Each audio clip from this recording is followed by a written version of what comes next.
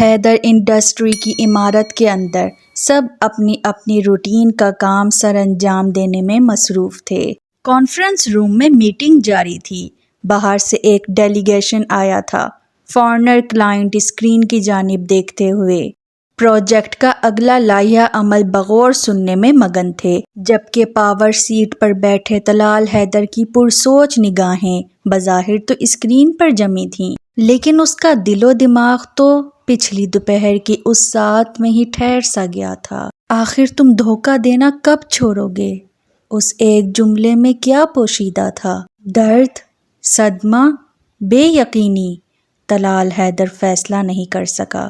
Mister Robert project میں رد و بدل کروا رہے تھے۔ سامنے بیٹھے آرکیٹیکٹ کی انگلیاں ٹھک ٹھک لیپ ٹاپ میں کچھ ٹائپ کرنے لگیں۔ کیا تمہارے دل میں میری بیٹی کے لیے کوئی جذبات ہیں؟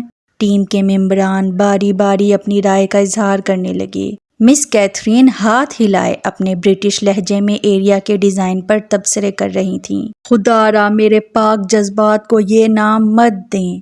مسٹر رابرٹ اب گرافک ٹیبلٹ پر کچھ پوائنٹس ہائی لائٹ کر رہے تھے۔ تکنیکی ایشوز زیر بحث ہونے لگے۔ ٹائپنگ کی آواز اور مرد و عورت کی گفتگو کسی بھنبھناہٹ کی طرح اس کے کانوں میں پہنچ رہی تھی۔ میں اپنی بیٹی کا ہاتھ ایسے شخص کو تھمانا پسند کروں گا جو اس کی عزت کی حفاظت کرنا جانتا ہو۔ بھورے بال اور سفید رنگت کا حامل ایک درمیانی عمر کا مرد اب اس کی طرف دیکھتا مسکرا کر کچھ کہہ رہا تھا۔ مرد کے منہ سے نکلے الفاظ اس کے دماغ میں رجسٹر نہیں ہو پا رہے تھے۔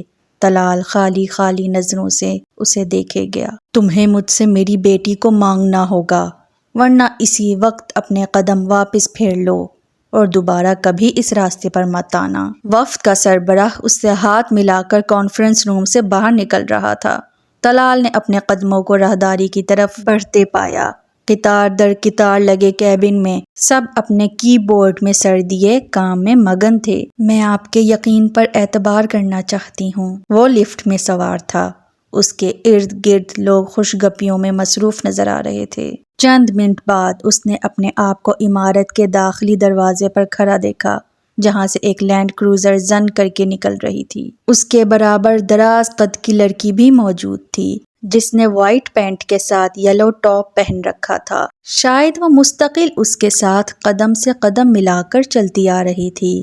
اس اتوار کی دوپہر 3 بجے آپ بما اپنے اہل و عیال نکاح کے لیے میرے گھر تشریف لے آئیے گا۔ طلال حیدر یاد نہیں کر سکا کہ اس نے کبھی کسی دن کا اس شدت سے انتظار کیا ہو، کبھی جی چاہا ہو کہ وقت پر لگا کر اڑ جائے، یا کبھی ایسا محسوس کیا ہو کہ کسی لمحے کا انتظار کرتے کرتے جیسے صدیاں گزر چکی ہیں۔ اے میری تلخ زندگی کی لا حاصل خواہش، میرے زخموں سے رستے خون پر اپنی موجودگی کا مرہم رکھ دے۔ تم نے کچھ کہا؟ ایک جانی پہچانی آواز اس کی سماعتوں سے ٹکرائی تو وہ چونک کر جیسے ایک خواب سے جاگا۔ وہ اس وقت اپنے آفس میں موجود تھا اور اس کے سامنے بیٹھی مایا سوالیہ نظروں سے اس کی طرف دیکھ رہی تھی۔ ٹیبل پر رکھے کافی کے مگ میں سے اب بھاپ نکلنا بند ہونے لگی۔ تم شاید ابھی کچھ کہہ رہے تھے؟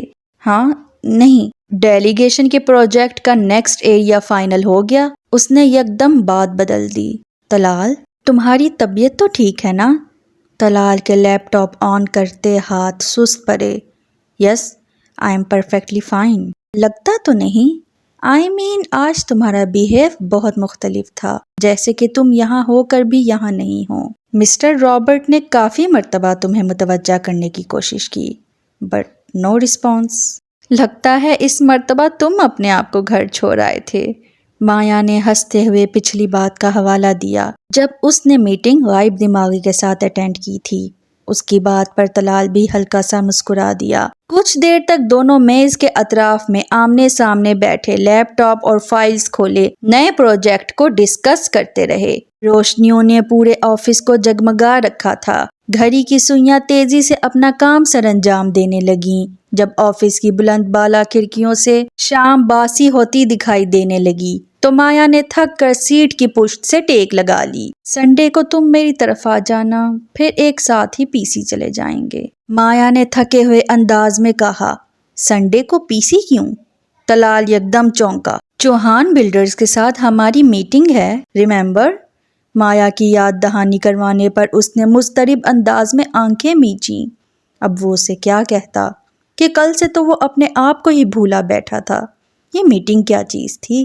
لیکن چند سیکنڈ بعد جب اس کی آنکھیں کھلیں تو ان میں اطمینان تیر رہا تھا۔ یہ تھی اداس آنگن کی قسط نمبر 57۔ ملتے ہیں نیکسٹ ایپیسوڈ میں۔ اللہ حافظ۔